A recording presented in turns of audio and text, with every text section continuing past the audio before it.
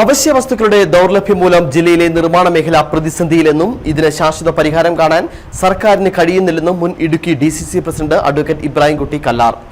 ജില്ലയിലെ ലൈഫ് ഭവന പദ്ധതി അടക്കമുള്ള നിർമ്മാണ പദ്ധതികൾ നിലവിൽ പ്രതിസന്ധിയിലാണ്. CPM-ന്റെ ജില്ലാ സെക്രട്ടറിയുടെയും ബന്ധുക്കളുടെയും നേതൃത്വത്തിൽ അനധികൃത ഖനനം നടത്തിയത് മൂലം നിർമ്മാണ മേഖലയിൽ അവശ്യ സാധനങ്ങളുടെ ദൗർലഭ്യം രൂക്ഷമായി.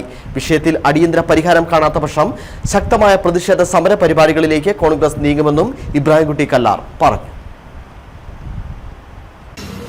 ഇടുക്കിയിലെ നിർമ്മാണ നിരോധനം വിവിധ പ്രദേശങ്ങളിൽ ശക്തമായതോടെ നിർമ്മാണ പ്രവർത്തനങ്ങൾ പൂർണ്ണമായിട്ട് സ്തംഭിച്ചിരിക്കുന്ന അവസ്ഥയാണുള്ളത്.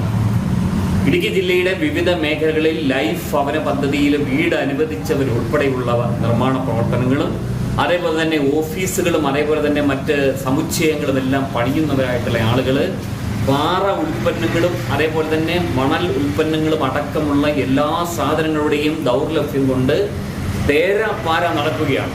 തമിഴ്നാട്ടിൽ നിന്നും യഥേഷ്ടം കാര്യങ്ങളിടയ്ക്ക് ലഭിച്ചുകൊണ്ടിരുന്നു. ഇപ്പോൾ തമിഴ്നാട്ടിൽ എന്തൊക്കെയോ പ്രതിസന്ധികളുണ്ടായി, അവിടെ നിന്ന് സാധനങ്ങൾ വരുന്നില്ല. കേരളത്തിൽ ഇടുക്കി ജില്ലയുടെ സമീപസ്ഥ പ്രദേശങ്ങളായിട്ടുള്ള കോറികളിൽ നിരവധിയായിട്ടുള്ള അനധികൃതമായിട്ടുള്ള പ്രവർത്തനങ്ങളും മറ്റുമൊക്കെ കണ്ടതോടുകൂടി പല സ്ഥലങ്ങളും അത് അടച്ചുപൂട്ടിയിരിക്കുന്നു.